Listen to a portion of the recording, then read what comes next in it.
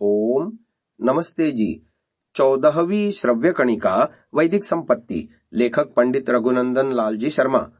इस पुस्तक का संपादन परिवर्धन किया है स्वामी जगदीश्वरानंद जी ने। इस पुस्तक के प्रकाशक हैं आध्यात्मिक शोध संस्थान नई दिल्ली। उपक्रम नामक प्रारंभिक कथन जो लेखक ने लिखा है वो हम आपको स्वाध्याय करा रहे हैं।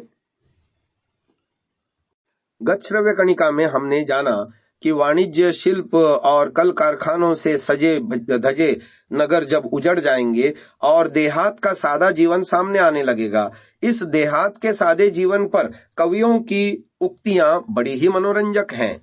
कांट कहता है कि क्या प्रकृति ने और उत्तम मस्तिष्कों ने दुखों को दूर करने वाला कोई पर्याप्त मार्ग नहीं ढूंढ निकाला। इस पर ये thus nature then and has a noble mind, not any potent blasphemy yet invented। इस पर गीथी कहता है कि हाँ, ऐसा उपाय प्राप्त हुआ है जो डॉक्टर, वैद्य, सोना चांदी और जादू टोना से भिन्न है। सामने खेत को देख और कुदाली फावड़े से काम कर, आत्म संयम कर और व्यर्थ की आशाओं को छोड़ दे। अपनी समझ शक्ति और संकल्प बल को परिमित क्षेत्र में बढ़ने दे। अमिश्रित भोजन अर्थात फलाहार से ही अपने शरीर को बढ़ने दे। गाय बैल से मित्रता पूर्वक वर्ताव कर। जिसकी जमीन की उपज तू लेता है और उसके लिए जो कुछ काम तू करता है उसको नीच न समझ।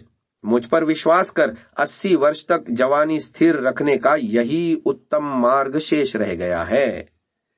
Good the method is revealed, without gold or magic or physician. Betake thyself to yonder field, there get and dig as thy condition. Restrain thyself, thy sense and will, within a narrow sphere to flourish. With unmixed food thy body nourish. Live with the ox and as brother, and think it is not a theft that thou manurest the ark which thou repayest. That, trust me, is the best mode left thy, whereby for 80 years thy youth thou keepest। और इस ग्राम्य जीवन में बाधा डालने वाली पाश्चात्य सभ्यता है, उसके विरुद्ध भी विद्वानों ने आवाजें उठाई हैं। चीन का नेता डॉक्टर सन यात सेन का कहना है कि पाश्चात्य सभ्यता द्वारा संसार में शांति स्थापित नहीं हो सकती और न किसी देश की वास्तविक उन्नति ही हो सकती है, क्योंकि उस सभ्यता के अंतःस्थल में हिंसा तथा स्वार्थ की लहरें उठा करती हैं और यही लहरें आगे चलकर देश के सत्यानाश का कारण होती हैं। इसी विषय में महात्मा गांधी कहते हैं कि इसके नाश के लिए संसार के बड़े से बड़े भयानक अस्त्रों का भी प्रयोग करना पड़े तो मैं उद्यत हूं, यदि मुझे विश्वास हो जाए कि उनके द्वारा इसका नाश होगा। यह पाश्चात्य सभ्यता जिस यांत्रिक और सामरिक राज्य बल से चलाई जाती है, उस युद्धपूर्ण राज्य के विषय में भी देखिए विद्वानों की क्या सम्मति है। यूरोप में वर्तमान प्रजातंत्र और स्वतंत्रता पद्धति को सबसे पहले फ्रांस ने ही उत्पन्न किया है। फ्रांस में इस क्रांति का मूल प्रचारक रूसो नामी महापुरुष हुआ, जिसका समय 1712 से 1779 तक है। राज्य व्यवस्था के विषय में रूसो कहता है कि जब मनुष्य पर कोई शासन नहीं था, अर्थात जब वे सृष्टि की आदि अवस्था में थे, उस समय उन्हें सच्चा सुख प्राप्त था। उनके दुख का आरंभ तभी से हुआ जब उसमें शासन प्रणाली का उद्भव हुआ, अथवा परिस्थिति के बिगड़ जाने पर मनुष्य समाज ने जब अपना रूप धारण किया। समाज बनने के पहले मनुष्य अकेला रहता था, अपनी राह चलता था, न किसी का लेना और न किसी का देना। परंतु जनसंख्या के बढ़ने और संपत्ति पर पैतृक अधिकार हो जाने के कारण लोगों की कभी कभी आपस में मुठभेड़ हो जाती। इसीलिए उन्होंने समाज संगठित किया, जिससे लोगों का काम नियमबद्ध हो जाए। सभी लोगों ने प्रतिज्ञा की कि हम अपने व्यक्तित्व को, अपने अधिकार को समाज की सत्ता में, समाज के अधिकार में मिला देते हैं। फलतः सभी मनुष्यों का अपना अलग अलग व्यक्तित्व न रह गया, किंतु सामाजिक दृष्टि में प्रत्येक के पास समाज के सारे अधिकार थे, क्योंकि उसने अपने अधिकार को समाज के अधिकार में मिलाकर समाज के अधिकार को अपना लिया था। ये peace has been crushed by its own mechanism in Europe.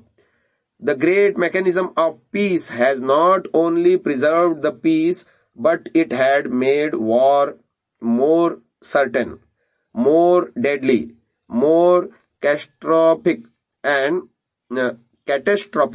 than the madness of any despot or the criminal ambition of any conqueror should possibly have made it. अब इसने राजा को ही सब आपदाओं का मूल बतलाया है।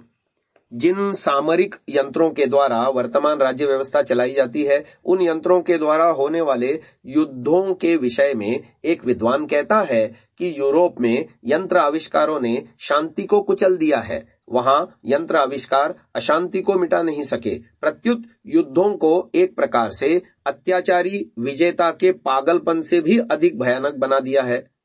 इसीलिए जेनेवा में रूस की बोल्शेविक सरकार की ओर से मोविटविनोफ ने प्रस्ताव किया है कि संसार के सभी राज्य स्थल, जल और आकाश की कुल सेनाओं को एक साथ ही तोड़ दें, युद्ध के साधन नष्ट कर दिए जाएं और कानून बनाकर सैनिक प्रचार और सैनिक शिक्षा का निषेध कर दें। यदि यह स्वीकार हो तो एक साथ सैन्य घटाना शुरू करके 4 वर्ष के भीतर सभी राज्य कुल सेनाएं तोड़ दें। लीग ऑफ नेशंस की स्थापना भी इसी उद्देश्य की पूर्ति के लिए हुई है। वर्तमान राज्य व्यवस्था से सभी लोग तंग आ रहे हैं और रूस ने तो उसका अंत ही कर दिया है। किंतु प्रश्न यह है कि क्या रूस का यह आविष्कार सत्य सिद्धांत पर स्थिर है? 21 अक्टूबर सन 1928 के गुजराती नवजीवन में विद्यापीठ के एक विद्यार्थी के बोल्शेविज्म संबंधी प्रश्न पर महात्मा गांधी ने लिखा है कि मुझे स्वीकार करना चाहिए कि आज तक मैं बोल्शेविज्म का अर्थ पूर्ण रीति से नहीं जान सका, परंतु जितना जानता हूं वह यह है कि इस नीति में किसी की अपनी निज संपत्ति नहीं होती। यह बात यदि सब लोग अपनी इच्छा से करें तब तो इससे उत्तम और कुछ भी नहीं है, परंतु बोल्शेविज्म में बलात्कार को स्थान दिया गया है। बलात्कार से लोगों की संपत्ति छीनी गई है और बलात्कार से ही उस पर कब्जा है। यदि यह बात सत्य हो तो मेरा दृढ़ विश्वास है कि यह बलात्कार से साधा हुआ व्यक्तिगत अपरिग्रह दीर्घ काल तक निभने वाला नहीं है। इसीलिए मेरा विचार यह है कि जिस प्रकार का बोल्शेविज्म मुझे विदित है वह अधिक समय तक टिकने वाला नहीं है। ज्ञात हुआ कि बोल्शेविक राज्य व्यवस्था भी त्याज्य ही है। यहाँ तक देखा गया कि पश्चिम की भौतिक उन्नति के द्वारा जो कुछ आविष्कृत हुआ है वह सभी कुछ त्याज्य समझा जाने लगा है। अब वहाँ के लोग भारतवर्ष की रीति नीति पसंद करने लगे हैं। महात्मा टॉलस्टॉय ने वहां अहिंसा का प्रचार किया है। इससे असमानता और युद्धों के प्रति द्वेष बढ़ रहा है। अहमदाबाद साबरमती आश्रम में 11 सितंबर सन 1928 को टॉलस्टॉय की जयंती के अवसर पर महात्मा गांधी ने कहा था कि जिन 3 महापुरुषों ने मुझ पर अपना प्रभाव डाला है उनमें एक टॉलस्टॉय भी है। उनके संबंध में मैंने बहुत पढ़ा नहीं है, तथापि उनकी लिखी kingdom of heaven is with in you नामी पुस्तक ने मुझ पर बड़ा प्रभाव डाला है।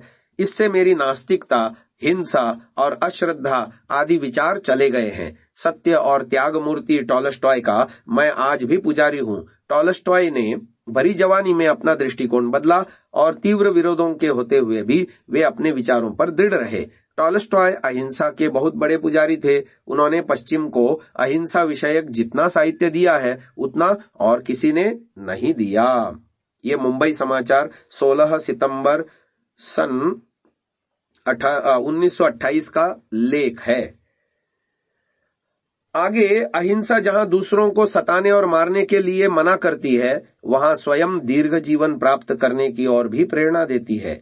दीर्घ जीवन प्राप्त करने का सबसे बड़ा साधन प्राणायाम है और यूरोप में प्राणायाम का प्रचार बढ़ रहा है। आगे की बात हम आपको कल की श्रव्य कणिका में सुनाएंगे। इसे यहीं विराम देते हैं।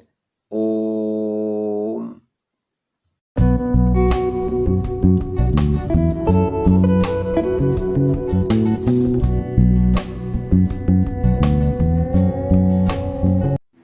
Download Sansa app, Rvirdal app, visit sansa.org, rvirdal.in।